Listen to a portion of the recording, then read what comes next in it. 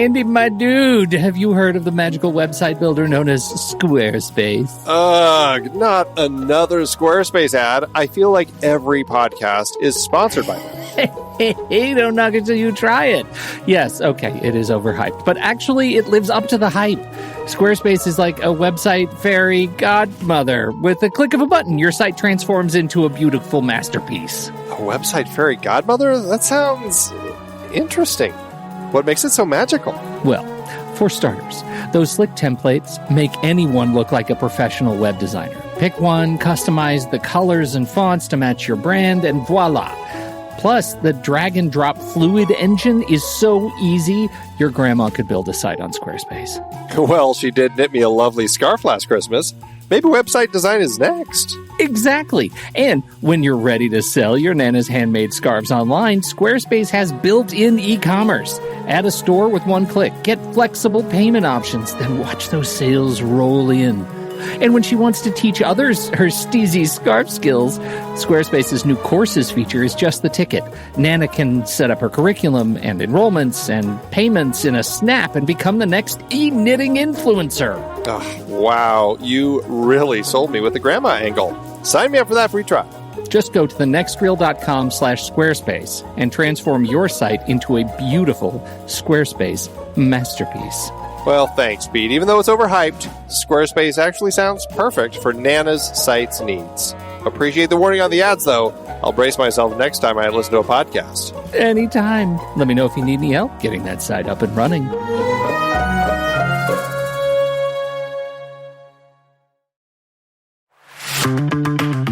It's hard to believe that we've been having in-depth weekly conversations about movies since 2011. So many great conversations over the years about so many great movies. All that said, producing this show week after week requires a ton of work behind the scenes. Becoming a Next Reel member gives you access to all sorts of additional and exclusive content. Plus, you're helping us keep the lights on. Just head to thenextreel.com/membership, where you can learn more about becoming a member, which costs a measly $5 a month, practically the same as one fancy coffee drink. And you get so much more. Every month, we record a bonus episode exclusively for members. Those episodes cover movies from whatever series we're covering at the moment, or add to previous series. Some movies we've covered that only members get to hear us discuss include The Blues Brothers, The Russia House, Naked Lunch, Independence Day, The Hot Rock, and Relic, the better one. Plus, members get to vote on what we're going to discuss for those episodes. We also record additional pre- and post-show content in regular episodes that only members get to hear. Like conversations about similarly themed movies. And answering listener questions from our live member chat. Speaking of our live member chat, we record almost all of our episodes in Discord, where members can chat right along with us live. Members get access to other members-only channels in our Discord community as well. On top of all that, members get all episodes a full week earlier than everyone else in a private Next Reel feed just for them that includes all the shows in the Next Reel family. The Next Reel, the Film Board, movies we like, Sitting in the Dark, and more new projects on the way. To top it all off, members don't have to listen to ads. We've already eliminated those annoying, dynamically inserted ads that, let's face it, we all hated. We are listening to you. We love podcasting for a living, and those ads help to pay the bills. Now, we're counting on you, dear listener. We promise. We aren't going back to those terrible, dynamically inserted ads that don't relate to us at all. All we ask is that you consider supporting the Next Reel family of podcasts with a membership. Again, it's $5 per month or $55 per year. Just head to thenextreel.com/membership. thenextreel.com/membership. Get your access to early, ad-free episodes with bonus content, member bonus episodes, and access to member channels and live streams in Discord by signing up today.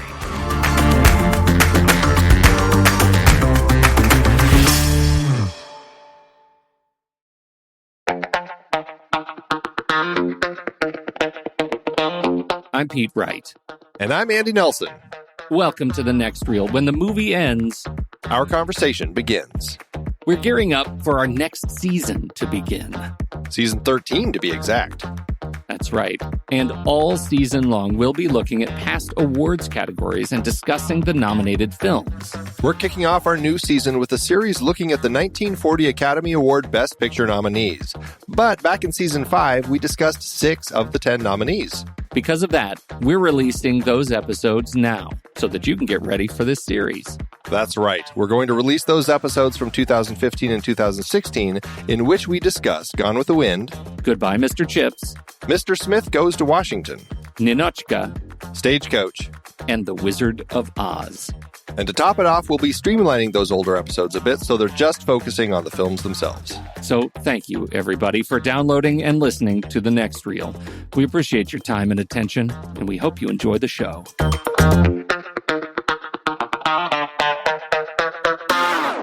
Shall we tell the people where we're from today?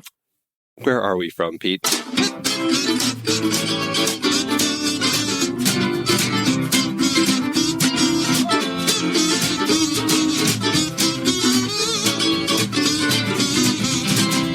Hey, everybody, this is The Next Reel. My name is Pete Wright, and that there is Andy Nelson. Hello, hello. And we spoil the movies. Tonight on the show, the first in our series of the great films of 1939 with Victor Fleming's film Gone with the Wind. Pete? Yeah? I don't think I will kiss you, although you need kissing, badly. That's what's wrong with you. You should be kissed, and often by someone who knows how. Gone with the Wind has captured the imagination and acclaim of the entire world. The screen has never known a love story to compare with this. When Rhett Butler meets Scarlet O'Hara. I love you more than I've ever loved any woman. And I've waited longer for you than I've ever waited for any woman. Let me alone. Kiss me once. Can't we ever forget that day at 12 Oaks? Do you think I could ever forget it? Have you forgotten it? Can you honestly say you don't love me? No, I don't love you. It's a lie. Well, even if it is a lie, do you think I'd go off and leave Melanie and the baby? I'm not cornered. And you'll never corner me, Rhett Butler, or frighten me. You've lived in dirt so long you can't understand anything else. And you're jealous of something you can't understand. A love affair you'll remember as long as you live, filled with all the fire and fury of the times in which it happened. Gone with the Wind. First picture to win 10 Academy Awards. The most honored, the most talked about motion picture in all film history. Gone with the Wind, Andy, 1939. We're starting off with what a timely film. I don't think we could have picked a better time to discuss this film. Oh, my goodness. This film was, I think it was difficult to get this film made for a number of reasons, but which I'm sure we will talk about. But that goes to the number of people who are involved in its creation, just in terms of the credited and uncredited talent behind it. Victor Fleming, credited as a director, uncredited George Cukor and Sam Wood. Writing credits, obviously based on the book by Margaret Mitchell, which was of the time. Original screenplay by Sidney Howard, with other hands in it from Oliver Garrett, Ben Hecht, Joe Swirling, and John Van Druten. That does not to discount David O. Selznick, who also had his fingers heavily in this film. Stars Vivian Leigh as Scarlet O'Hara, and of course Clark Gable as Rhett Butler. To name a few. To name just two of like 10,000 people who were in this film. How did it hold up for you on this viewing? And I have really been struggling with how to talk about this movie, Andy. So I sort of feel like we need to start with that. Because this movie celebrates and is so wildly tone deaf to so many of the social issues, which frankly they should have been less tone deaf about even at the time. It is wildly dated and a challenge to watch in that light for me. So what is your sense of how you approach watching this film? Yes, I agree with you completely. It's a very challenging film to watch. I do like this film. I quite enjoy it. I find it a very interesting story. I really enjoy the characters in it. I enjoy all the things that it's saying outside of the issues that we're going to talk about here shortly. But I like that it's there's this element of this self-reliant woman. There's this look at love and kind of just the way that love works, and this fickle nature of it, and this jealousy and the rivalry and this importance of land. I think there's a lot of really interesting things going on in the story. It is a very long movie. I mean, it's a solid 4 hours pretty much when you have the overture and the intermission and the end music and all that sort of stuff. I mean, it's definitely a hefty thing to sit down and watch. And this time, it took me a little bit to get into it. I find myself, well, I shouldn't say that. It's pretty easy to get into it. Then I hit the middle, and it takes a little longer for me to kind of get through the whole middle part. And then I really get into it again in the ending, and I really get drawn into the characters to the point where I'm really kind of touched by some of the things that are happening toward the end of the story. It really does work on that level. But it's hard in today's age to not look at everything else that's going on in this film and just be cognizant of how wildly inappropriate some of it is, and kind of just painful to watch a lot of that. And it's one of those films that I find myself watching and just kind of balancing that line of watching it as as somebody just enjoying those elements of the story with all of the things that it's just like, gosh, it's hard to watch that now. And I always find it interesting. One of the things that I always start thinking about is the studios that release these movies, that continue to release them despite some of the downfalls of them now, like this, or Peter Pan, that the Disney film, which has some horribly racist Native American stereotypes.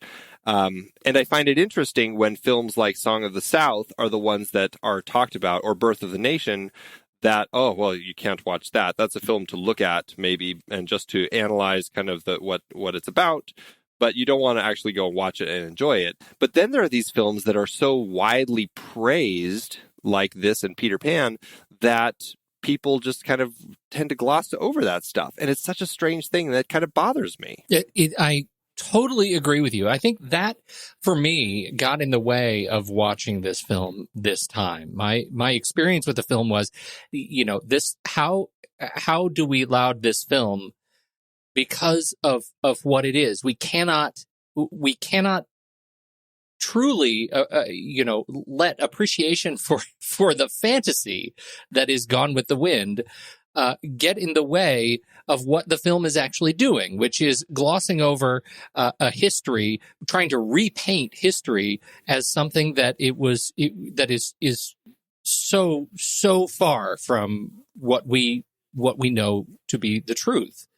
But part of what this film is, for me, is it is a work of art. And, as we were talking about the 10 most controversial films, that we were talking about at the beginning of the show, I sort of feel like this film fits in with that. It doesn't have any overt sexuality. It doesn't have any human centipedes in it, as far as I could tell. Maybe that was during the overture, and I was fast forwarding through it.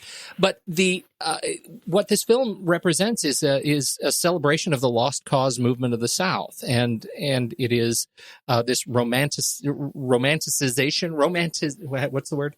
I think that's it. Romanticization. Romanticization. Too many sounds. Romanticization of this the fable, and if we look at it as a fable, and are somehow able to move past the fact that it is completely racially tone deaf. The foundation of the film is built on something that you have to discount. And if you can just appreciate it for the colors and the art and the fact that it's a 4-hour bit of visual beauty, then I think maybe you can start to have a conversation about it. I don't like the film. I don't like how it makes me feel when I'm watching it, because I am so aware of what it does culturally, of what it's hiding, and what it purports to do to people who haven't, who don't know what was going on, or choose to believe that this romantic view is history of the South. And so that I find really frustrating to watch. But at the time, right? I mean, we're dealing with 1939 or the 30s. We're dealing with, we're in a war footing.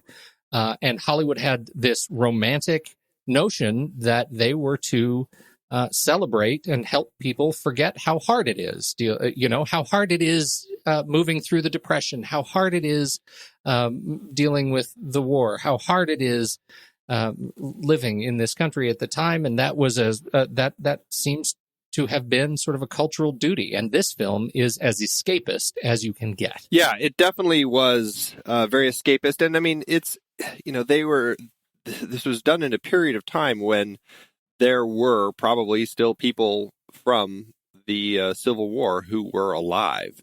It wasn't that far set from then, and I mean, I guess 60 years, right? Yeah. 40, 60 or 80 years maybe. So, I mean, they'd be awfully old. But I mean, there were some people, I'm guessing, that were still around. It was much fresher in their minds. Certainly generationally. I mean, we're certainly looking at, kids of the Civil War, that first generation of post-Civil War families. Was people who heard the stories firsthand. And everything. And Margaret Mitchell, who, I believe that she used some of the stories from, her grandmother or something. I didn't dig too much into Margaret Mitchell and her foundation as far as where she kind of got the story from and all that. But I believe that was the case, where she pulled some of it from family history, which, makes sense. She's from the South.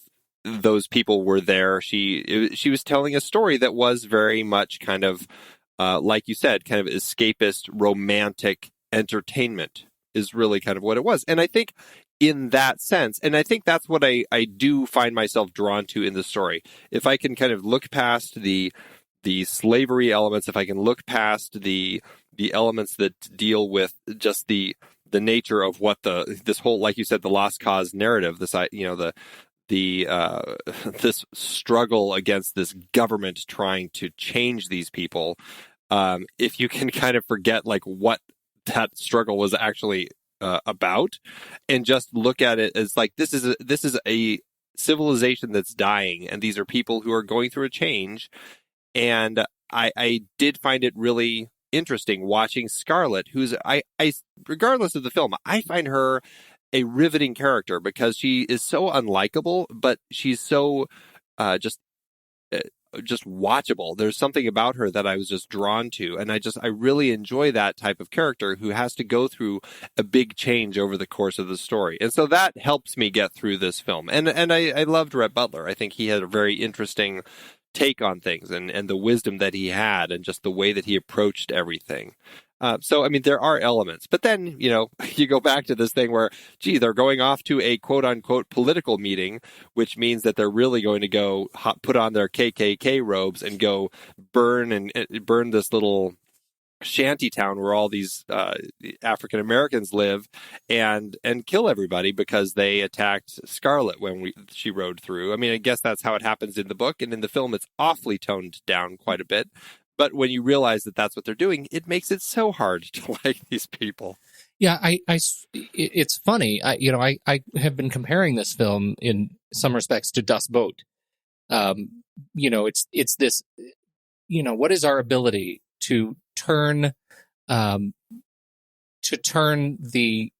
losing side of the narrative into our hero, and to make us feel something, for these people. And Das Boot, in this case, is, how elegant is that we walk away from Das Boot having felt, felt a positive sense of just sort of faith and following of these Nazi characters, right? These Nazi soldiers. And yet I walk away from this film, from Gone with the Wind, feeling like, well, they tried. And I still, the very last line, as the door closes, I still walk away thinking, well, the moral of that story, kids, is that sometimes bad things do happen to bad people repeatedly. Right? Like, I can't help but feeling and I'm with you. Like, I find the complexity of Rhett Butler and Scarlett O'Hara's relationship interesting, but it's interesting in like as interesting as, oh my gosh, there's a car on fire on the highway. That sort of interest. It's like just when you think that Scarlett O'Hara has learned a lesson, that she is going to turn herself around and she is going to be someone of not only practical strength, but moral, sensible strength, she snatches defeat from the jaws of victory and shows her absolutely unlikable, childish inner self that has learned nothing over 4 hours and many years of my time in movie time. And so at the end, I can't help but walk away saying, it's just desserts. She got it. Well, no, and I definitely agree with that. I think that she gets everything she deserves, and I love that Rhett walks out on her finally. I think that's just brilliant. The way that it ends is brilliant. I think that's a strong ending. The fact that she still gets kicked into the teeth at the end, after 4 hours, she still gets it. Yeah, I think that's great. The Das Boat reference, I think, is a really good one. And I think what works there that isn't here is we're watching soldiers. Now, yes, they're Nazis, but we're not seeing them in context of any of the people that they are putting down. All we're seeing is just a very small window in their life of them as soldiers, just trying to fight and make it through these submarine battles that they're having.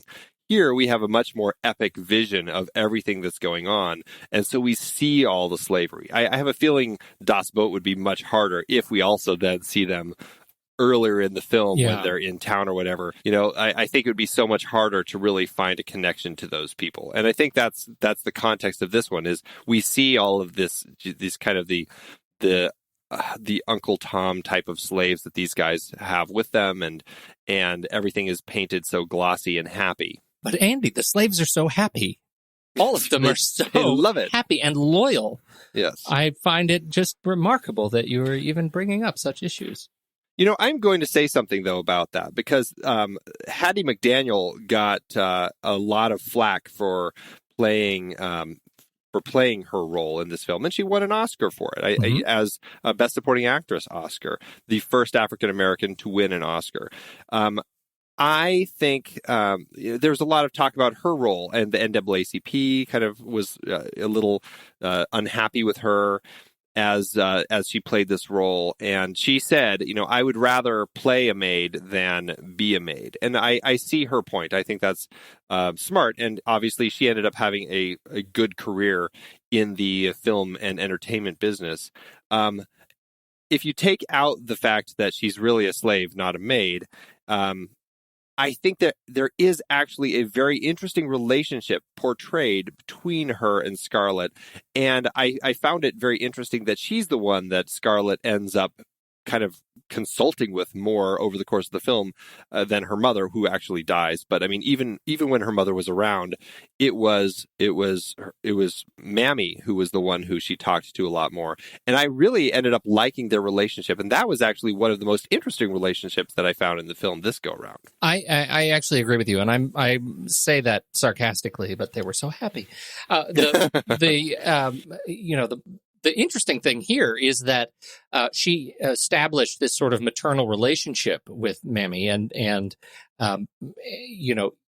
it gets to what we're talking about, that if you can move past the fact that this was a slave relationship, if you can do that, then what you see in Hattie McDaniel is a funny, strong, black character actress in an important and pivotal role in the dramatic structure of the film, right?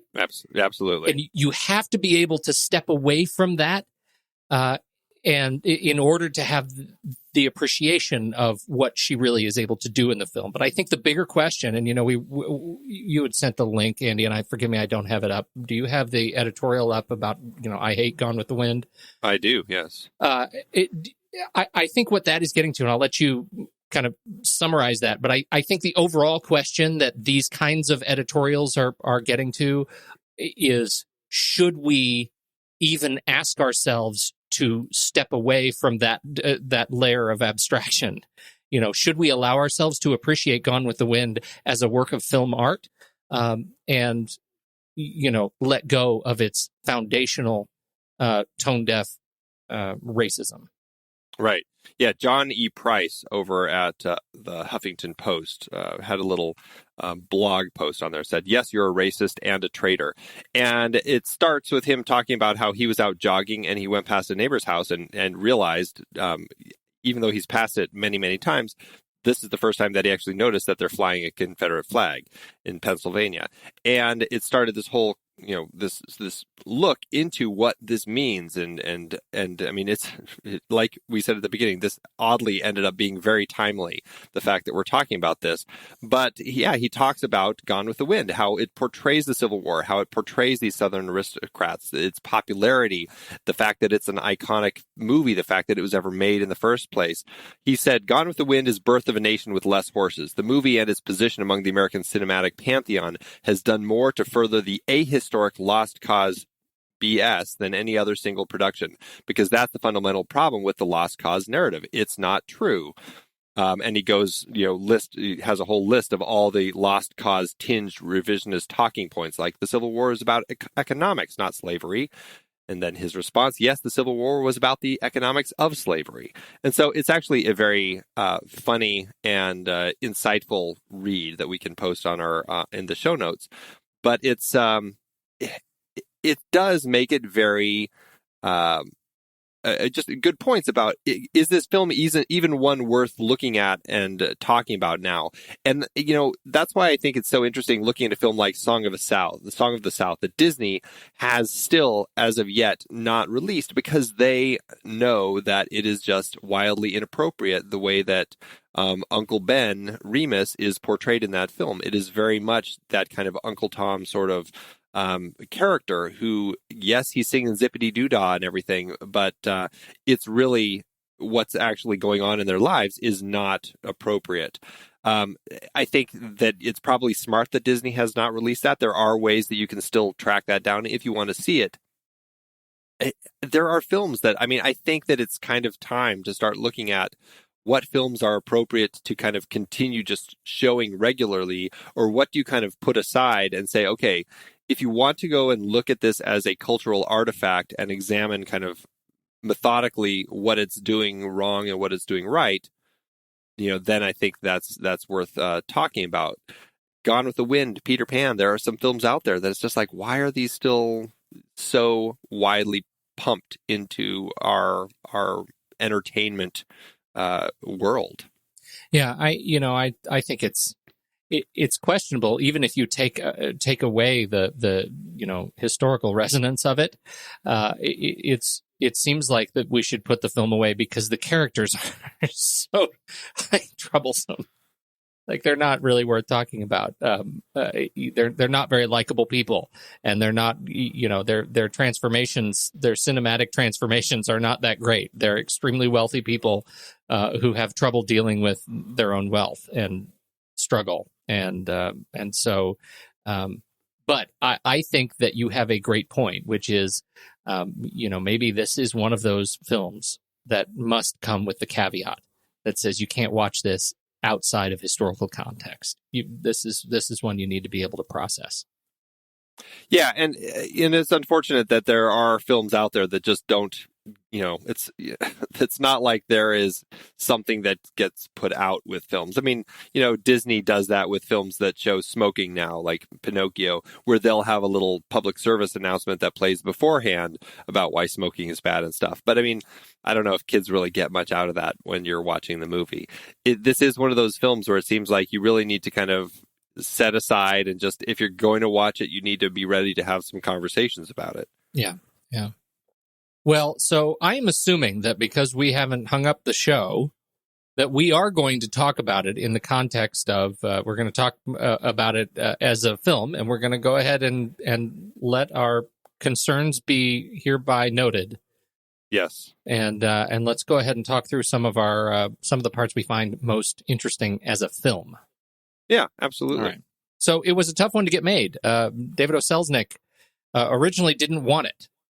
And when he heard about it and it was extremely popular, And he heard about it and then discovered that his assistant pitched it to the other side of his production house. And then he decided, okay, we need to go ahead and buy it. And so from there, it took years to get it cast, to get the script written, to get the script cut from a 5.5-hour film to 4 hours. It was extremely difficult to get made. And yet somehow they did.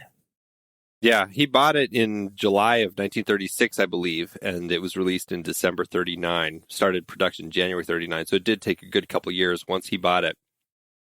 I mean, there were lots of challenges. This was at that time when there were, part of the reason that 1939 is talked about as such a big year for Hollywood is this was kind of the peak of the studio system. The studios really were cranking out lots of great films. They had a lot of it really was like a factory. They just had all these contracts with actors. They had contracts with crew. They had contracts with directors, writers who were there working for them, cranking these things out where people were doing insane numbers of films every year. It's just crazy how many films people would just be working on. And these directors like Victor Fleming, George Cukor, Sam Wood, they were kind of ending up jumping back and forth between projects because they were contracted by the studio who kind of put them where they needed to, like the Greek gods moving their little figurines around as needed. And so this was a film where Selznick really wanted to find the right cast and really make sure that he told this story well because he was in love with this story, and he was going to put a lot of money into it. Selznick International was one of the kind of the smaller studios at the time, and he partnered with MGM. I believe he was married to Louis B. Mayer's daughter, and so he kind of worked with them on this project. They both put in some money. And through them, he ended up getting Clark Gable, although there were a few names getting bandied about. And I believe the deal to get Gable was they, in order to for Gable to come along, he was married and he wanted a divorce so that he could marry Carol Lombard, who he'd fallen in love with. And so he got them to pay him an additional $50,000 that he was able to pay his wife at the time to get the divorce. I love that story. I love that story. Those were the days. I believe they also got, and this is a point I find really interesting financially, that MGM got 7 years, half of the gross receipts for 7 years of the film's release. There's no home video. Right. So we're talking about 7 years of theatrical release around the world.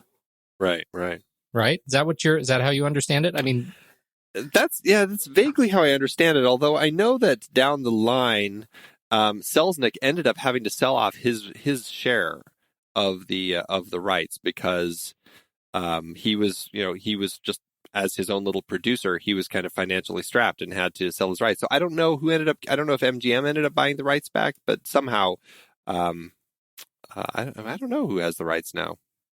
That's a shame. That's a hard signature to put down on paper if you're David O. Selznick. Knowing how much this film has made over its lifetime, it's definitely a very painful decision for him to have had to make.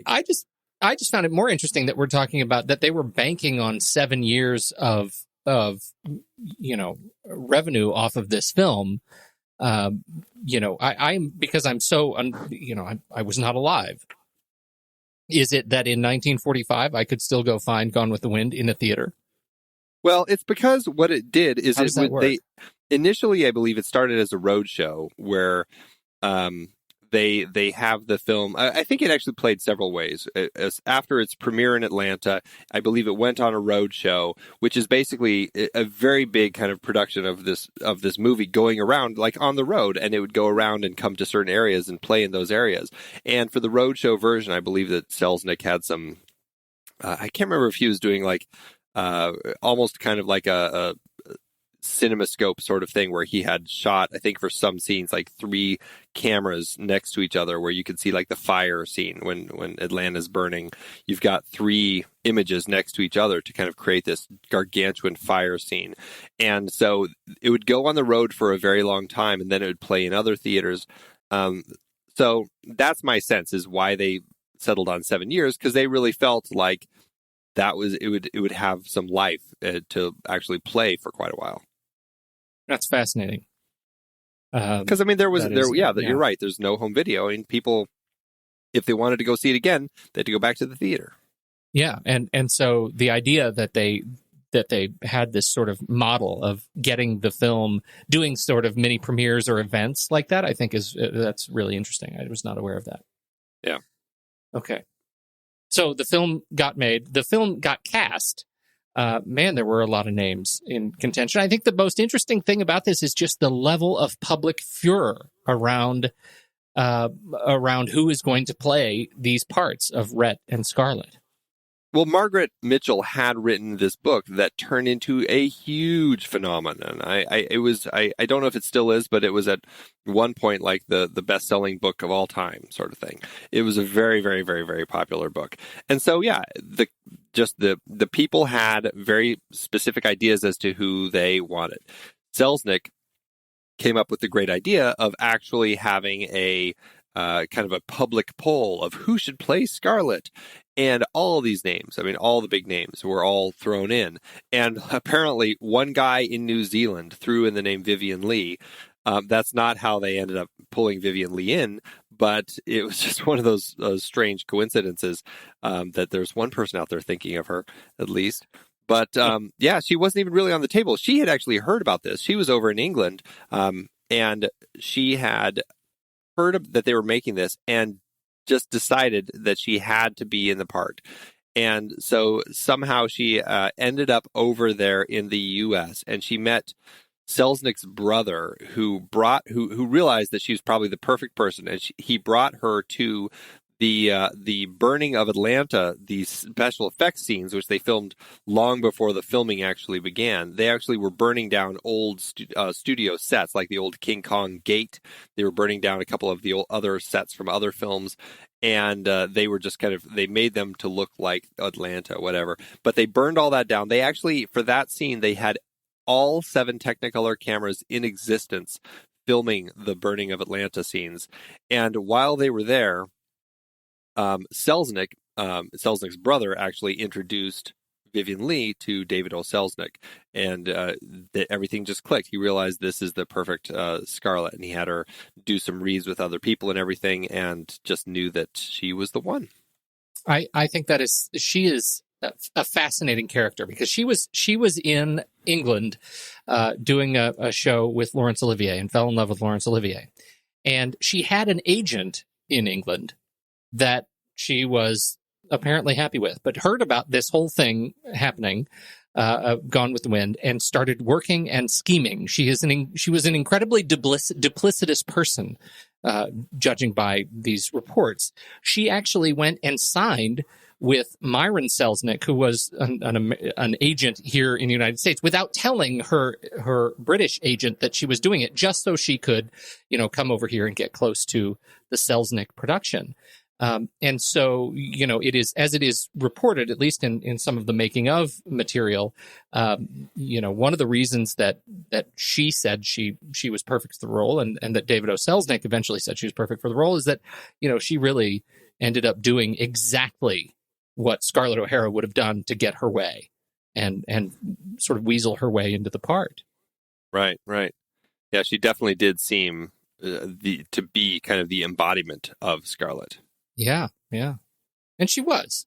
I mean, she was great. She was much better than that. I mean, I spent some time this afternoon watching a bunch of screen tests of the other, lots of other women that they had recorded or shot to do this. And I think she is terrific. And it's a fascinating thing listening to her.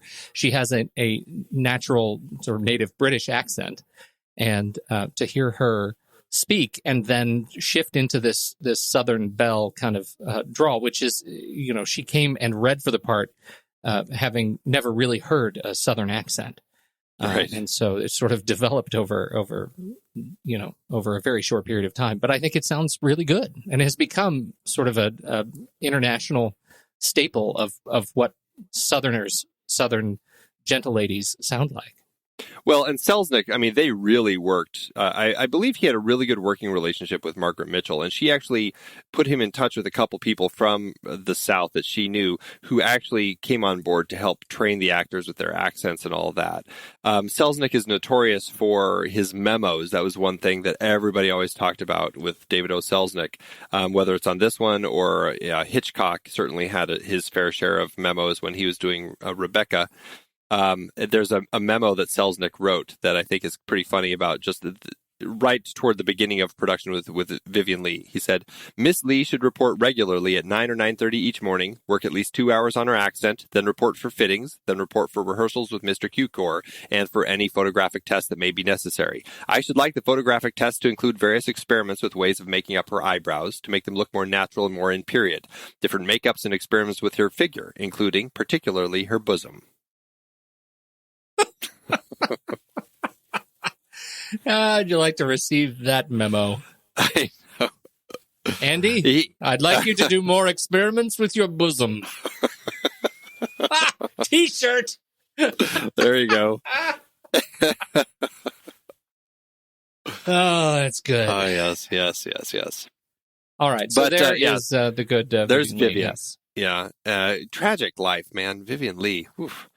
He really was... I mean, she had a great life with Laurence Olivier, but when she was doing Streetcar Named Desire, it seemed to drive her into madness, really. And aside from her tuberculosis and everything, her manic depression really kicked in and kind of drove her to divorce. And then the tuberculosis got her, and she ended up dying. Very tragic life that she had, but successful. She made a lot of great films. Yeah, she did burn brightly. Yes, indeed. There was no such consternation around the casting of Rhett Butler. It seems like the popular sentiment at the time was Clark Gable is the guy. He's the one you have to find out what you got to do to get him. And so they did, but it didn't seem like, I mean, there weren't the hundreds and hundreds of screen tests for Rhett Butler that there were for Scarlett O'Hara. That's my understanding. No. But he brought a lot to the character. I mean, I love the way that he kind of, he seems kind of just happy and dismissive about things, you know. There's a wisdom and honesty in his shrewdness and his selfishness that I find myself really drawn to. I like watching him on screen. He's very as much as you don't like some of the things that he's doing as far as just the world of the South, I do like him as a character. I find him pretty fun to watch.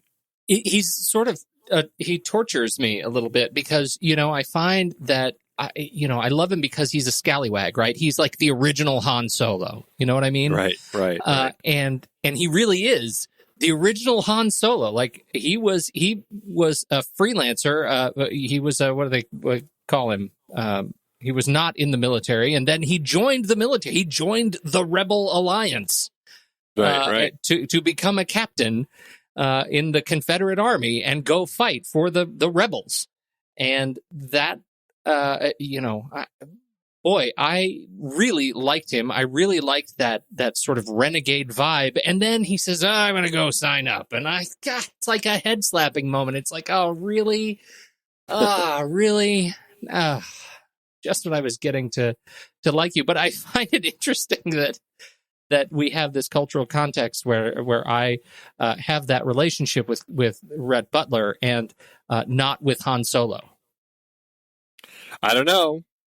They have an awful lot of robot slaves. Do you see what I'm saying? I think Star Wars, the entire Star Wars saga, really is Gone with the Wind. That's what I'm saying.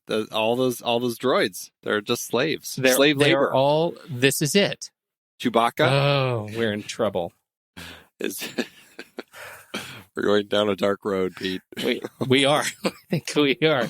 Let's go ahead and bring it back. We've been talking for a long time about these two people, and I think we need to. Start busting out some of our favorite sequences. And I want to tell you mine because you've already opened the door to it, which is the burning of Atlanta, which for me was the sort of the central highlight of the film for me. And I find it wonderful because, when you see press photos of the picture, you always see the dip, right? The Clark Gable dip of Scarlett O'Hara, that is so overdone. The when they lean into each other to talk at each other's mouths so close, they talk so close to their mouths and the camera is right on them and it's a perfect square. And sometimes it's a silhouette and sometimes it's not. But in a 4-hour movie, man, that gets played out.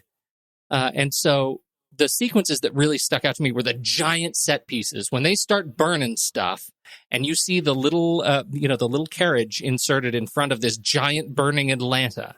When you see what they had to do, the scale of the destruction when the soldiers start coming back through, and the camera, there's that beautiful crane shot where they lift up and then slowly they tilt up and you see the hundreds and hundreds to thousands of bodies strewn out across the rail yard. Those giant set pieces that you never see in the glorification of Gone with the Wind, the film kind of press material. Those were the sequences that really blew me away, that just really had me engaged in the story, that, as you say, highlighted the fact that this was a world-ending event for the South, that this ended the way their universe sort of rotates.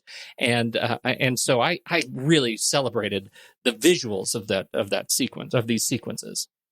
Yeah, no, I agree. I think that was strong. I was also, I have to say, Olivia de Havilland, I kind of had forgotten her a bit in this, but I really liked Melanie. There was something about her honesty, it's almost like her belief in the best of everything that I was really drawn to. I was really touched by, even though I think there were times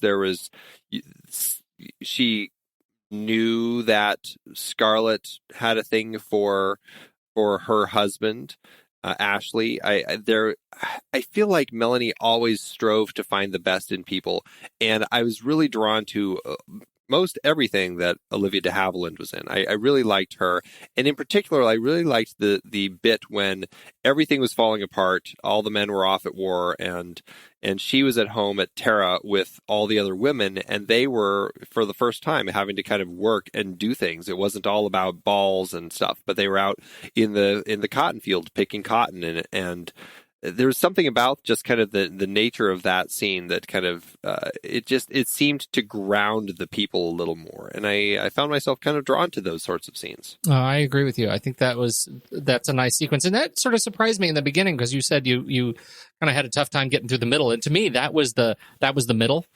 So what was it that you had a tough time with? I shouldn't say a tough time. It's just I didn't remember the middle as well. It's like the beginning and the end are the parts that for whatever reason always stick out to me, and the middle always gets lost in my mental ether. And when the middle hits here, I just kind of like, oh yeah, I forgot about all this stuff, and then we got to go through all this, and it's a 4-hour movie. Of course, there's going to be a lot of stuff here, but for me, it's always like the war starts, and then she's married to Rhett, and their kid dies. That's it ends. Like I forget that she's had 2 husbands before him, and there's so many other things. In your version, there's actually a laugh track. It's like a 22-minute serial. That is that really is, and I'm glad you brought up Mellie, because I think you're right. She's sort of the soul anchor of this film, because everybody else is just, they really, some horrible things happen. You bring up the death of their daughter of Bonnie Blue, and that's a tough one, because you can tell she's already growing up to be an incredibly spoiled, entitled Southern belle. Right. Yes, she is. And so, yes, she is. Like, her death is it's a symbolic death of an archetype of the South, right? Like, we have this great new energetic life that represents all the things that these belles were: spoiled, rich, and entitled sort of Southern royalty. And she is killed on a horse, on a pony, and right. That really, I think, represents, again, this is where your world stops. You can't recreate what you had. And we're just gonna keep sending that message until you get it. Right. Because tomorrow is another day, Pete. Andy, can you believe we've almost hit 700 episodes of The Next Reel? I know, it's crazy. And with all the other episodes in our family of podcasts, we are well over 1,200 episodes of movie conversation. It's really pretty amazing that we've gotten to have these in-depth movie chats every week for over a decade now. And we couldn't have done it without our loyal community of film fans. Their support over the years has meant so much. For sure. That reminds me, we should give the merch store a shout out. Buying shirts from thenextreel.com/merch is a great way listeners can continue to support the show. Plus, they get to sport our great designs. Absolutely. I think sometimes folks forget we have a variety of shirts, mugs, phone cases, and more available. In fact, a great place to start is with a shirt sporting the Next Reel's logo. We also have that classic Fast Times Spicoli Surf School tee, or the weirdly popular Rusty's European Tour shirt. The one from National Lampoon's European Vacation. Why is that so popular? Search me, but we have sold a ridiculous number of those. I guess there are a lot of Rustys taking trips to Europe? We're always adding new designs based on movies we've covered, like our brand new design for a streetcar named Desire, featuring a streetcar named Desire.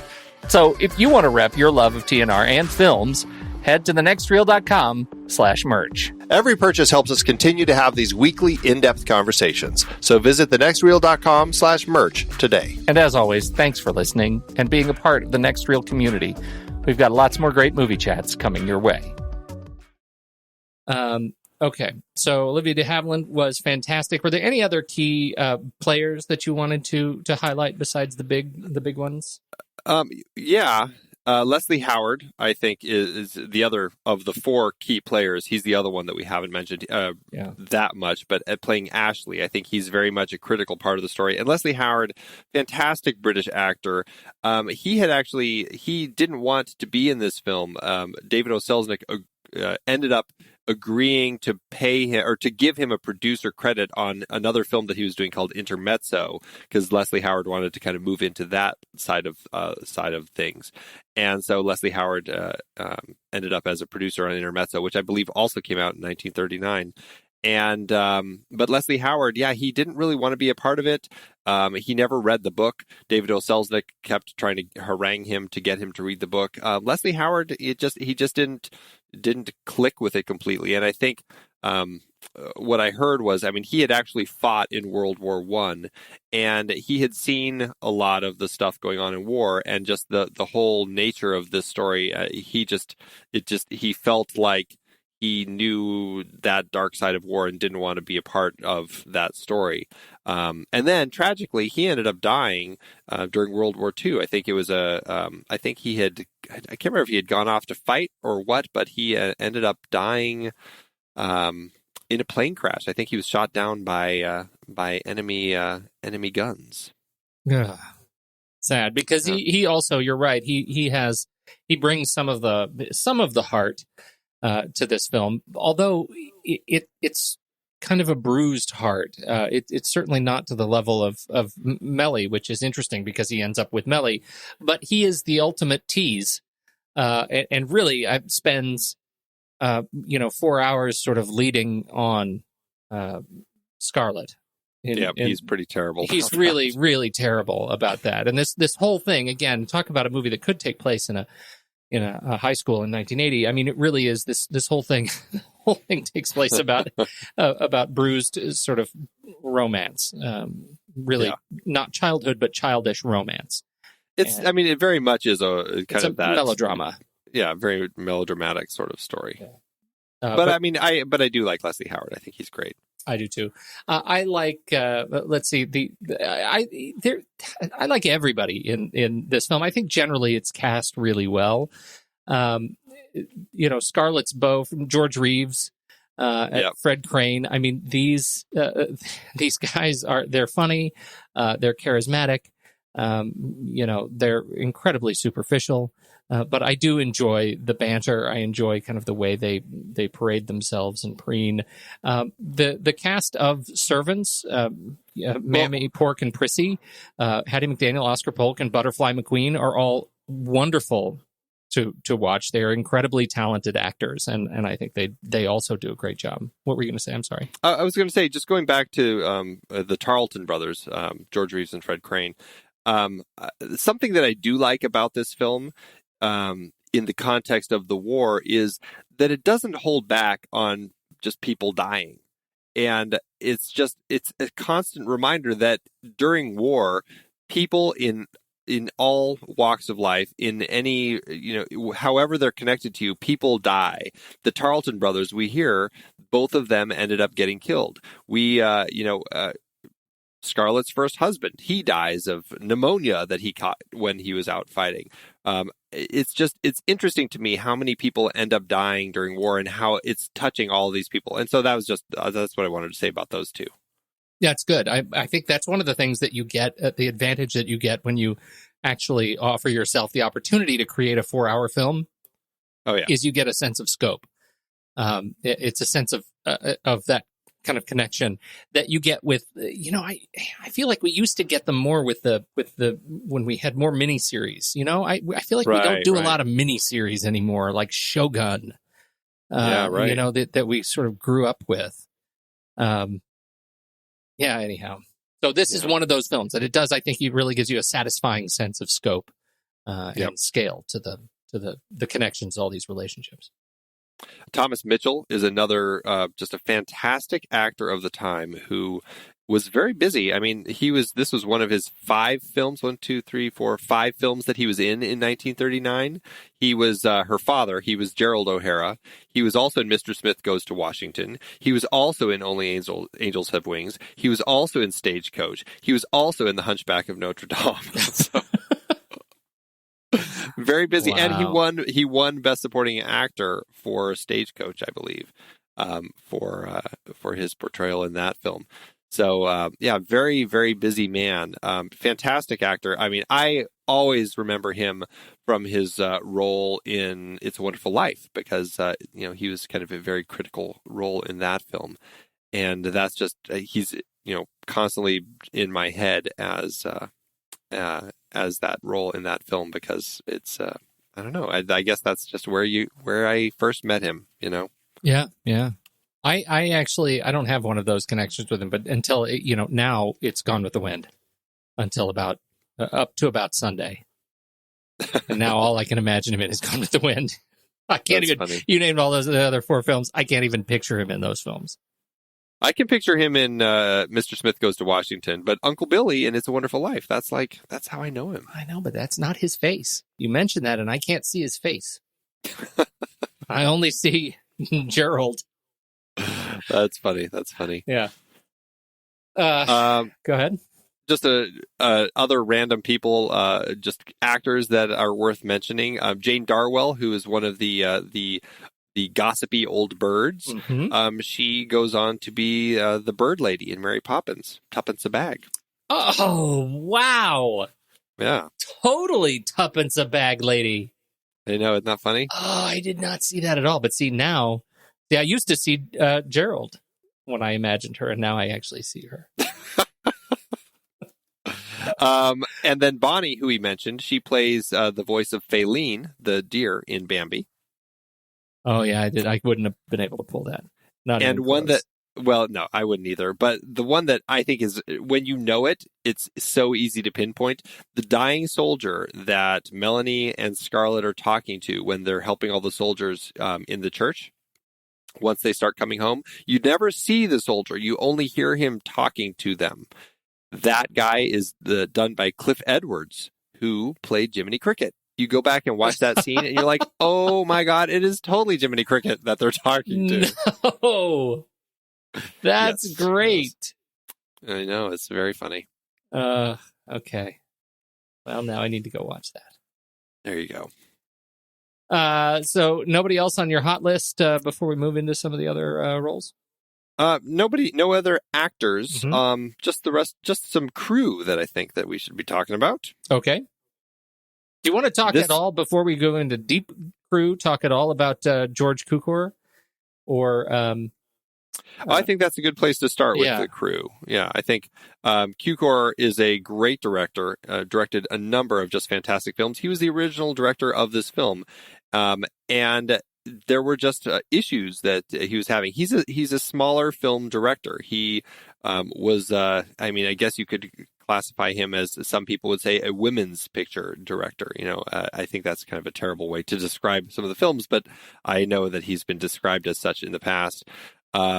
Fantastic films, but they're films that aren't as big in scope.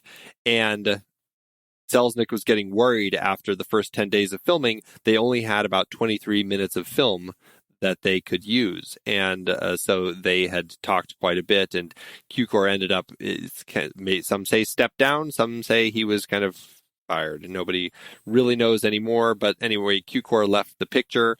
Vivian Leigh, Olivia de Havilland were very much in love with working with Cukor, and they were very upset when Selznick brought Victor Fleming. He pulled him off of Wizard of Oz and put him on this.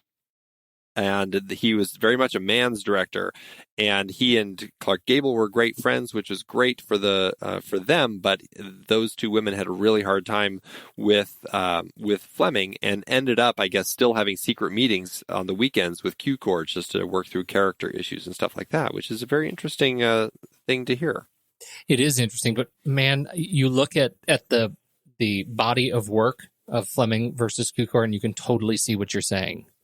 Yeah. Right. There, you know, Cukor has these wonderful comedic sort of relationship films, and Victor Fleming has Dr. Jekyll and Mr. Hyde and Captain's Courageous and Test Pilot. And I mean, it's just one after another. Treasure Island. I mean, these more sort of rollicking adventure films.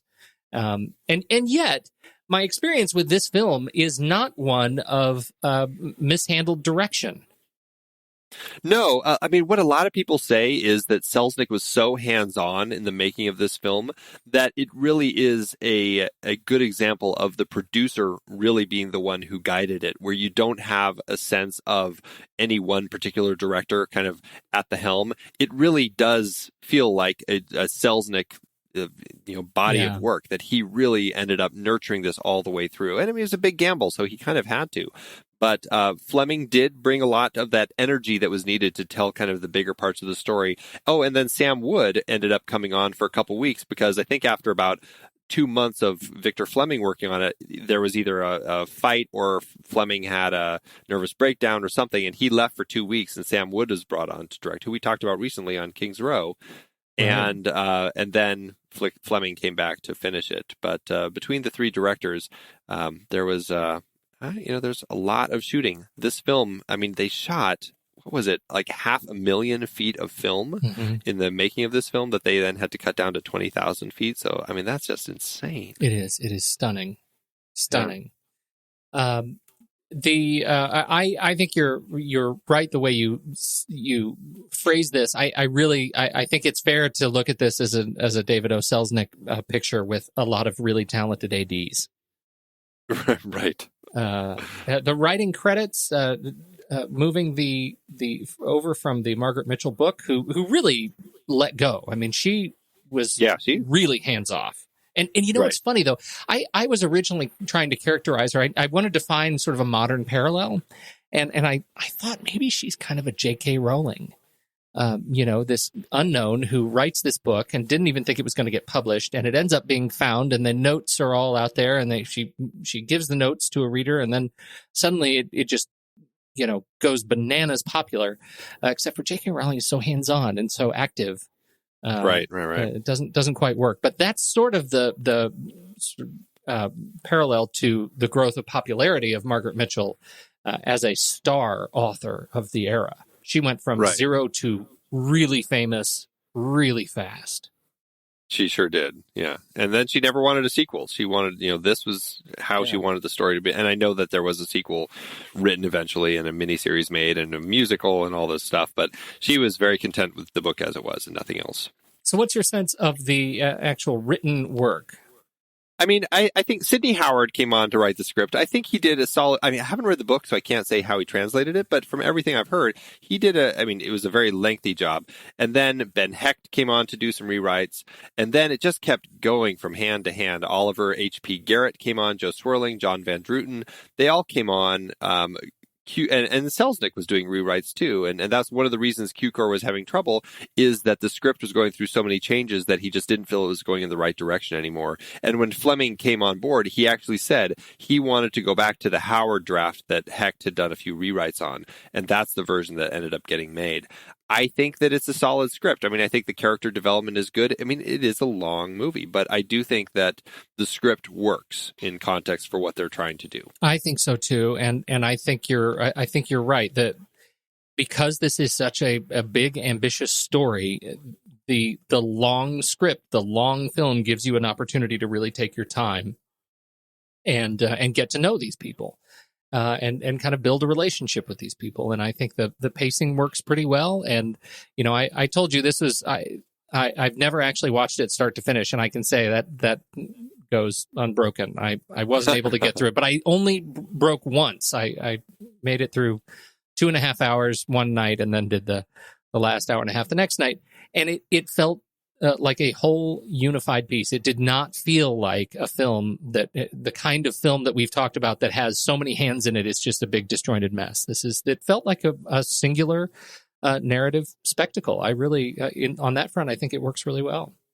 Yeah, I agree. And for 125 days of filming, I think they managed to kind of pull it all together nicely. And Sidney Howard was not an easy writer to work with. He wanted to write from his farm exclusively, and was really frustrated with kind of with Selznick's Selznick, like it's an apostrophe, like he's Irish, with Selznick's demands, and I think he made one trip to California to actually work on this thing, but for the rest of it, he wanted to work only from his farm in Massachusetts, and that was very frustrating for Selznick. I think that's what originally caused him to look at other writers to get involved. Right. But again, you're right that it is essentially the Howard draft we're watching.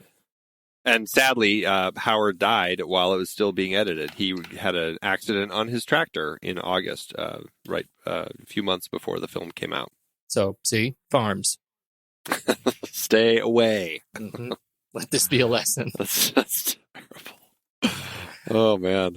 Okay, back to the other credits. I think a hugely, hugely important one to talk about is William Cameron Menzies, who was the production designer on this and designed the color palette of the entire film all the way through, had tons of boards drawn up to really try to make sure that they hit all the right tones for every scene. The color in this, especially, I mean, I'm assuming that you watched the most recently restored version that was restored, the 3-strip Technicolor restoration process that they do to take these 3 images and blend the colors so beautifully. I mean, it was a stunning film to watch. I just was, dumbfounded constantly by just the level of detail I was seeing and the way that they blended the colors in some of the scenes and the sky. I mean, everything in it just was just gorgeous to look at. Whether it's the mansion when it's all decrepit, falling apart, or when it's in its glory, it's all gorgeous. Blues and reds, baby. Blues and reds. Every frame is such a. You know what it reminded me of? Are you ready? Tell me. Fury Road. There you go. Right? That's right. So I as I was watching, I was taking a bunch of screenshots of it so that I could, do whatever images that I'm going to do on my stuff for this film this week. And I took more than I normally do, which is like 1 or 2. I took like 60, and I'm looking at them in my Photos app here, and I zoom them way out so that I'm looking at just little thumbnails, and it matches the Fury Road palette. Like, you look at it side by side, you wouldn't be able to tell which film it is. It's just this beautiful set of deep, rich blues, reds, and this sort of red-orange kind of yellow. But it is a very consistent color palette, and it just works. It works really well. Wonderfully mature palette. And he was really on this as kind of the second unit director, and really helped guide a lot of the way that a lot of those sorts of scenes, like the burning of Atlanta, like making sure those were done the way they needed to be. So incredible sense of color in this film that he put together. So kudos to him, big time. And he went on to produce and direct some of his own stuff too. And I mean, stuff that I haven't seen, but I really want to, like Invaders from Mars, H.G. Wells' Things to Come, things like that I just, I'm sure are silly, but I want to check them out now. Yeah. Beautifulul.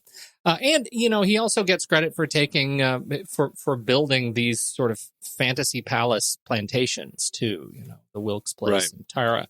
These iconic locations, taking them and making them bigger and more opulent than they would have been at the time. I think that's to his credit. And I think he worked well with Jack Cosgrove, the next person on my list, who was the effects person on this film. The visual effects that they used to create this world. You watch a film from 1939, especially a film that takes place in the Civil War era, you're not thinking of special effects that often. But you see some of these shots, and then you watch some of the making of as to how they did the special photographic effects, and you see how they, like the matte paintings that they created, like when Mammy and the other slaves are going up to their new mansion in Atlanta. That mansion is actually Selznick's studio, and then you see what it looks like, a frame of what it looked like before they treated it, and then you see, like, with the matte painting that they did on it to actually make it look like it's a totally different mansion in a totally different time period. Mm-hmm. It's amazing. And all the different work that he did, combining shots and rear screen projection. Jack Cosgrove, we don't talk about a lot of effects, like I said, in these older films, but he deserves major kudos for what he brought to the art form. Yes, he does. Like, when are we going to talk about Max Steiner? He's coming up. Okay, I'll hold off then. Okay. Walter Plunkett did the costumes. I don't really have a lot to say other than, wow, great costumes. Just lots of detail. This is the level, it's like the Lord of the Rings level of detail that these people went into making, just like full-fledged outfits. I think that they all look great. Hey, great costumes. Good job, Walter. Okay. And Max Steiner.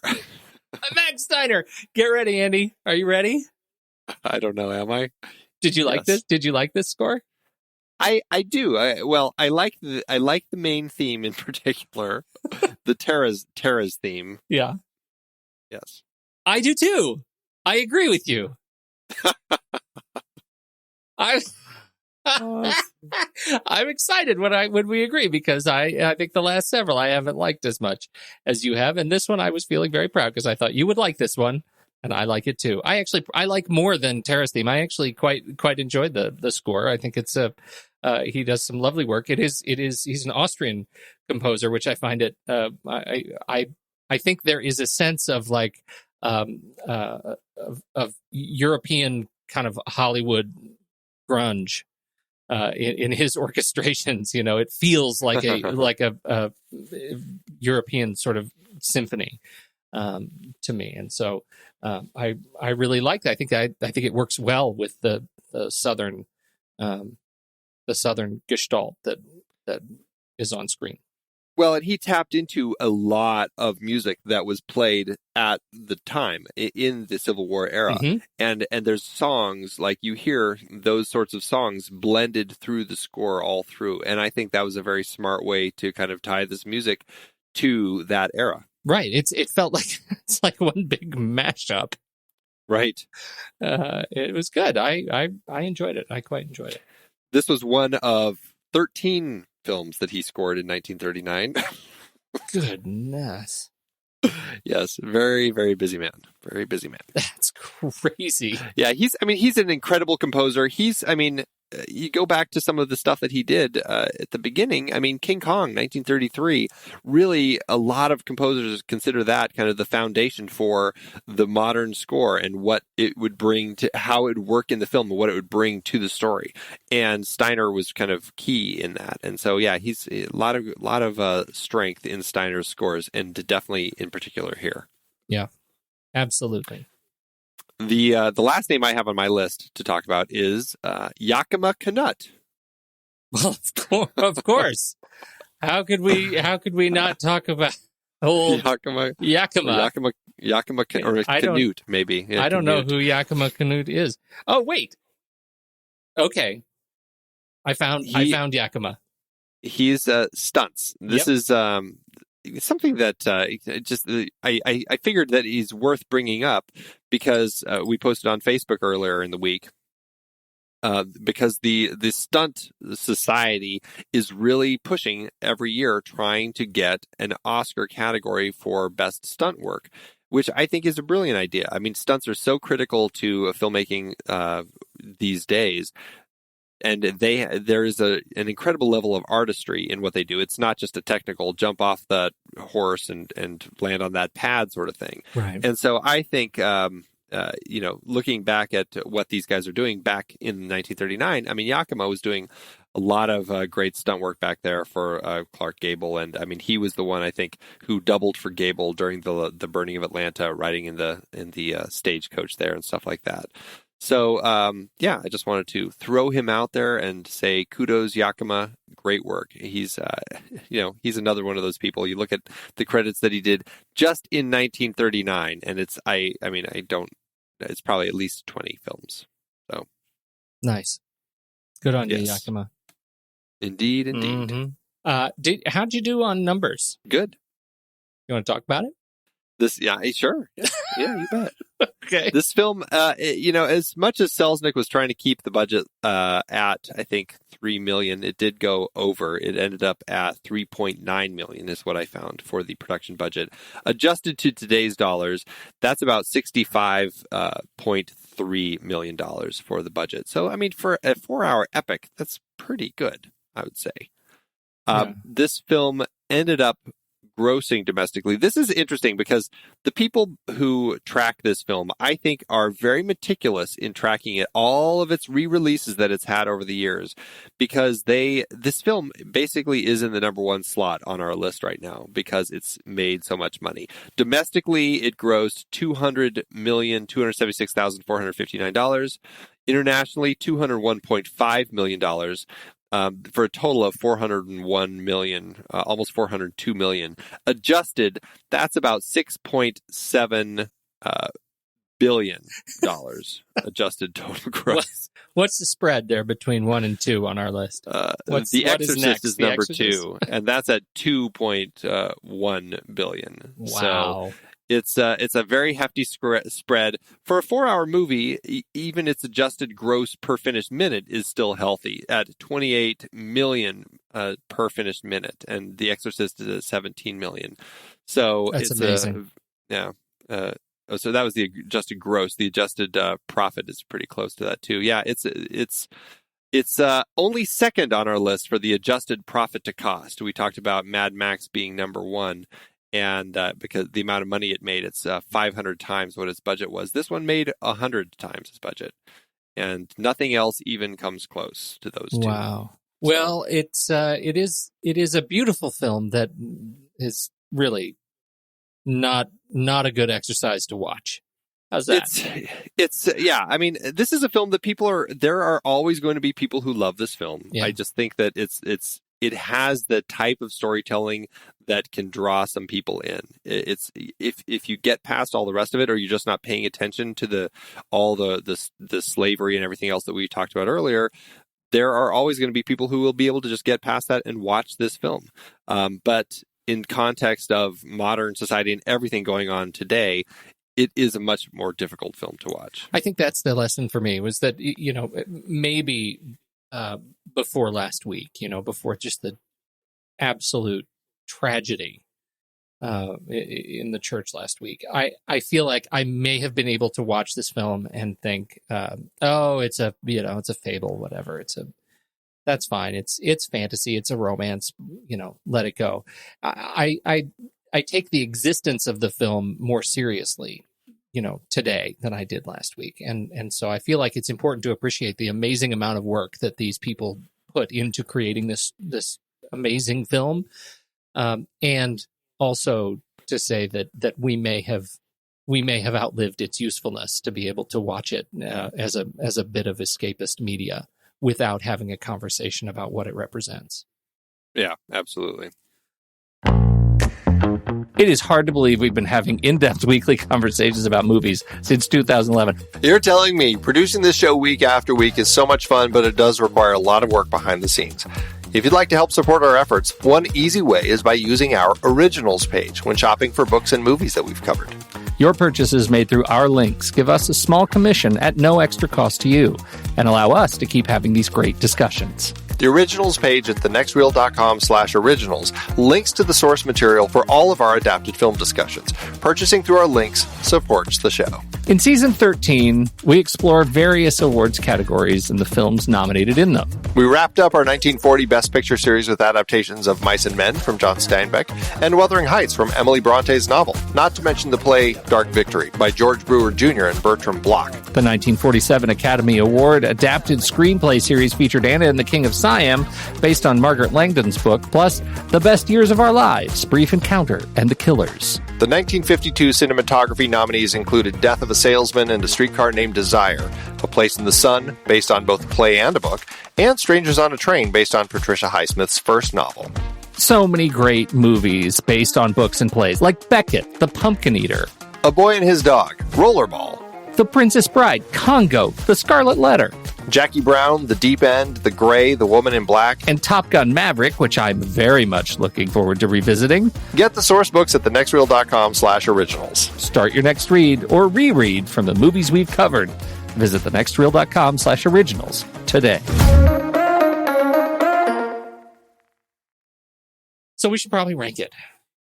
Let's do it. You should head over to flickchart.com/thenextreel and you should see if our stack rankings of our very favorite films line up with your stack rankings of your very favorite films. And let's just see. I don't know. I think I can appreciate this film and still not really want to watch it all that many more times in my life. So I'm curious to see where this goes. It is very long, so it's not one that I will put on very often. All right. Let's do it. Let's see. All right, Gone with the Wind or The Road Warrior? The Road Warrior. I think we can both safely say The Road Warrior. Gone with the Wind or Taxi Driver? I am going to... You say it, Pete. I'm going to say Taxi Driver. Taxi Driver. Oh, there you go. There you go. I will say Taxi Driver also. But I love Taxi Driver. Gone with the Wind or Major League?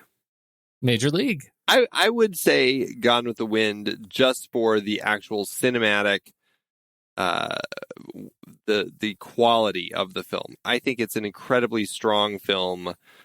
I still have to pick Major League though. But yeah, you have to pick Major League. I would pick Gone with the Wind if it weren't for. Oh, I know. I don't know. Yeah. I know. Gone with the Wind or The Blob? The Blob. Really? You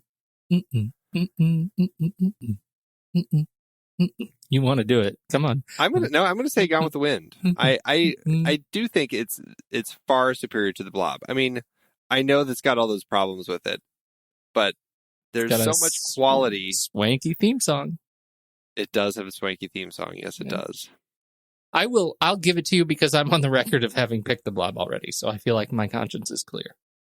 Gone with the Wind. That's one way to do it. Gone with the Wind or Murder by Death? I'm going to do Gone with the Wind at this one. I just had so many problems with everything in Murder by Death. Yeah, I think that's a really interesting comparison too. But I will actually do Murder by Death on this one. I think it's an interesting comparison given how uncomfortable I was with some of the racial stereotypes, the racist stereotypes in Murder by Death. But I had less problem with Murder by Death than I did with Gone with the Wind. Well, we'll have I'm gonna do this one with you. We're gonna have to fight this one out. Okay, ready? I am. 1, 2, 3. Rock. Paper. Okay. All right. You win this one. I win this round, Mr. Nelson. Gone with the Wind or Bull Durham? Bull Durham. Really? I tell you, I can appreciate Gone with the Wind and still not rank it higher than most of the movies on our list. Yeah, I know. I mean, I totally see where you're coming from. I'll pick Bull Durham. I'll go with Bull Durham on this one with you. Gone with the Wind or Say Anything. I'd say Anything. Yeah. Gone with the Wind or Labor Day. Everybody's favorite, particularly Ben Lott's. This was the hit James Vanderbeek vehicle. Yes, it was. Yes, it was. I'm picking Gone with the Wind. I'm picking Gone with the Wind. All right, 172 out of 190. All right. You know, I think that's a fair spot for this to end up in. I think that we can acknowledge that there's a lot of cinematic, technical accomplishments in the film. There's a lot of acting accomplishments in this film. I mean, it did well at the Oscars. This is a very accomplished film. It's just unfortunately just incredibly problematic, and it's just so much harder to watch now. It is. I find it really. It's when you look at it for what it really is as a representation of the period. It is. It's culturally repellent. And I have a tough time.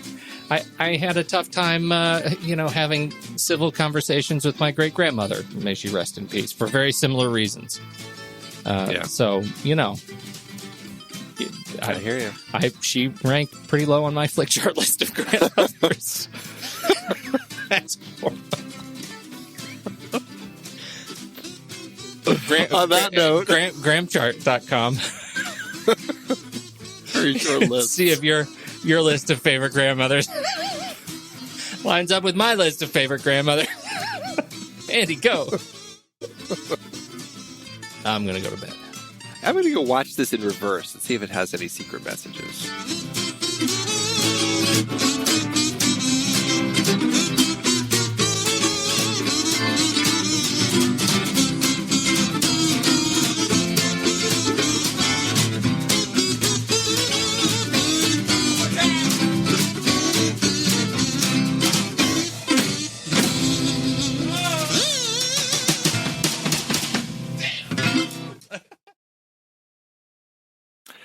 By CJC, Watches, Reads, and Reviews.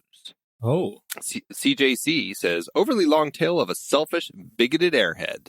This story is offensive. Happy slaves singing in the field. Quitting time, quitting time. A totally selfish, self-absorbed, creepy airhead, Miss Scarlet, and her complete lack of regard for any human being. This movie is offensive in its sick portrayal of the Southern pre-Civil War South. 0 stars. Oh, 0. Mm-hmm. Wow. Yes, and then the interesting thing about CJC is a lot of people left comments, and CJC just continues to reply, should I even care what you think? LOL. Who cares what you think? Your opinion is worthless. Wow. Clearly a person who just wants to throw their opinion out there and not actually get into a dialogue about it. I've got one from a customer titled Sucked. Quite possibly the most overrated movie of all time. Who wants to spend 5 hours listening to a bunch of spoiled racist brats? I'd rather slap Scarlet than kiss her. If this is what the old South was really like, then thank God those damn Yankees won. I'd have marched with General Sherman any time. Wow. Opinionated. Yeah, there you go. Sherman, they sure paint him as a pretty dark guy. Yes, they do. In the movie. Yes, they do. Oh, my goodness. Oh, well, there you go. Thanks, Amazon. Always a gift of perspective.